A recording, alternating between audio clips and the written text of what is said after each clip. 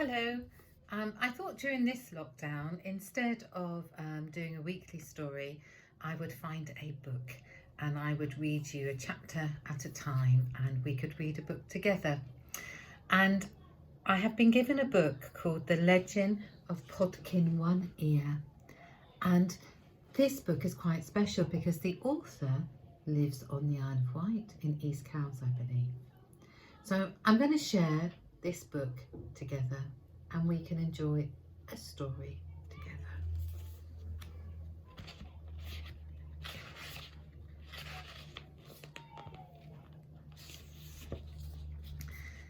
Chapter 1. A Bard for Bramblemas. Crunch, crunch, crunch, crunch. The sound of heavy footsteps trudging through knee-deep snow echoes through the night's silence. A thick white blanket covers the wide slopes of the band of the hills known as Razorback Downs. Moonlight dances over it, glinting here and there and in drifts of sparkles, as if someone has sprinkled the whole scene with diamond dust. It is perfect, untouched except for one spidery line of tracks leading down from the hills towards the frosted woodland beneath. Crunch, crunch, crunch, crunch go the footsteps of the track maker. He is hunched and weary, using a tall staff to help him through the snow. He might have been an old man if it hadn't been many hundreds of moons since men trod these lands. Move closer, and instead you will see he is a rabbit, walking upright in the way men once did, his ears hidden beneath the hood of a heavy leather cloak, fierce eyes peering out at the wintry midnight world. The thick fur on his face and arms is dyed with blue swirls and patterns, which marks him out to be a bard, a travelling, storytelling rabbit, a wanderer with nothing on his back but a set of travel-worn clothes and a head stuffed full of tales and yarns, old, new, broken and mended. Just about every story you have ever heard, and many more yet to be told. Don't worry about him being out in the cold on such a wintry night. His trade will see him welcomed in any warren. That is the tradition and the law throughout all of the 5 realms of Larnaca, and woe betide anyone who doesn't keep them. Crunch, crunch, crunch, crunch. His breath steams out behind him as he forces his way through the snow. Listen closer and you can hear him mumbling with each hard-fought step. Closer still and you can hear the strings of the wooden beads around his neck clicking and clacking, the bone trinkets and pouches around his belt knocking and niggling. He marches with a purpose, as if he has some place to be and he is already late. But where is there for him to go? There is nothing but snow and trees from here all the way to the horizon, until, of course, you remember that he's a rabbit. Rabbits live underground in warrens and burrows, warm and safe, out of the winter's ice and frost. And that is indeed where he is heading, into the woods and through the trees until he stops before a huge pair of huge entrance doors set into the side of a little hill.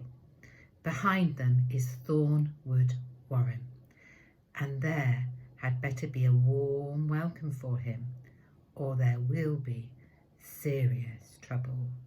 Boom, boom, boom. He smacks the end of his staff against the oak and waits for an answer. Back when rabbits were small, twitchy, terrified things, warrens were little more than a collection of holes and tunnels in the ground. Now, in this new age, they are something different altogether. They are entire villages and cities built under the earth, completely out of sight.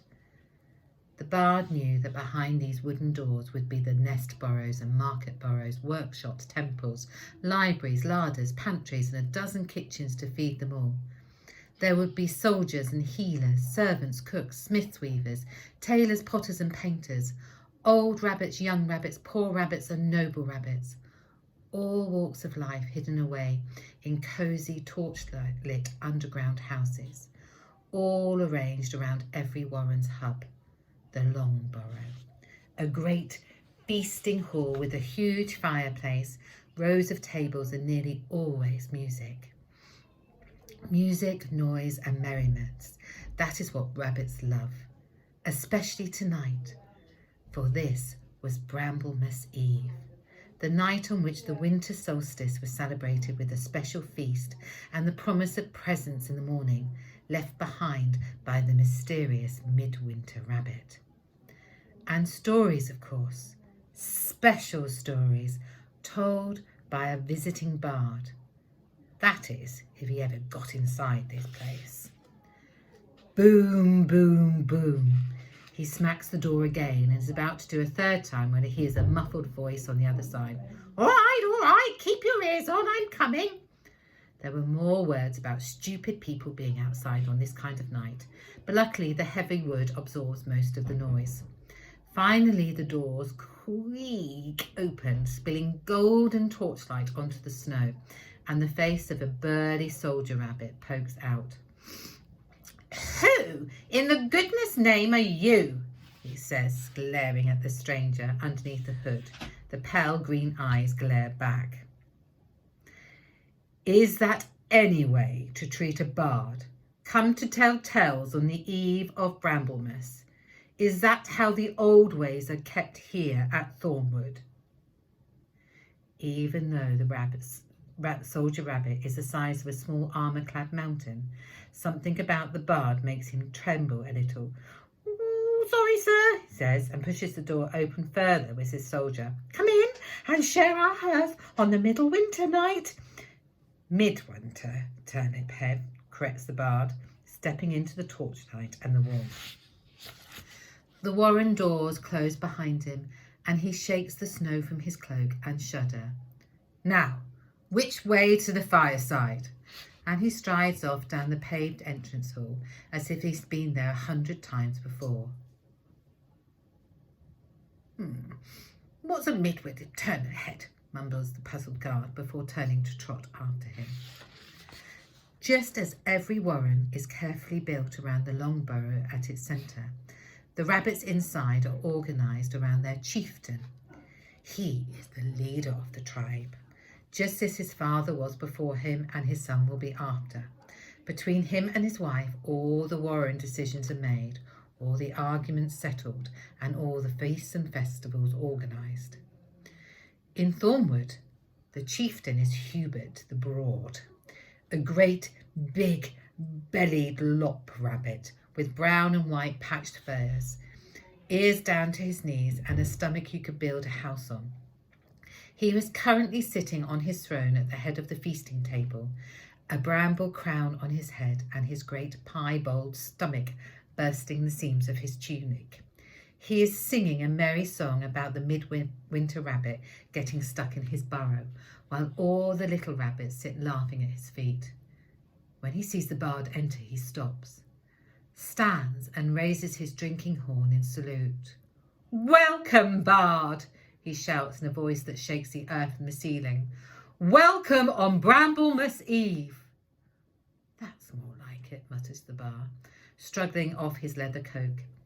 He keeps his hood on, but the light from the fire still shows off the swells and whirls of the blue patterns dyed onto the fur on his bare arms.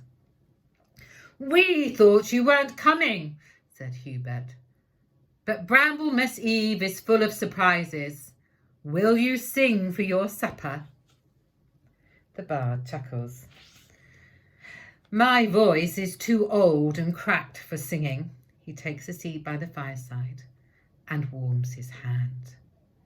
But I might, just might, be persuaded to tell a tale or two. Bring this man some food, quick, sharp, Hubert shouts, flicking his ears at his cupbearers. They scurry off and return moments later with a bowl of buttery turnip soup and a platter of cornbread. The bard tucks in like a rabbit, starved, and finishing it, wipes his mouth with the back of his paw. I suppose that deserves a tale, he says. What would you like to hear? The little rabbit swarmed to his feet, all crying out at once. Bo Bunny, the fish rabbit, Podkin One Ear. Did I hear someone mention Podkin One Ear? Said the bar, settling further into his chair. Podkin the Horned King, the Moon Strider, Podkin of the Magic Night. When the little ones nod their heads and shriek with excitement, he folds his painted arms and tugs at his beard. I do know tales of that one, but they will be different from the ones you have heard. Nothing about shooting fire from his eyes or wrestling giant rabbits with bare hands. Nothing like that at all. What kind of tales, Bard? Why are they different? What won't they be fiery eyes and giants? They're different, he says, because they are true, and because fiery eyes don't exist anywhere in except fairy tales and the heads of silly young rabbits. The bard waves his hand for silence, and then he begins. Chapter 2, next.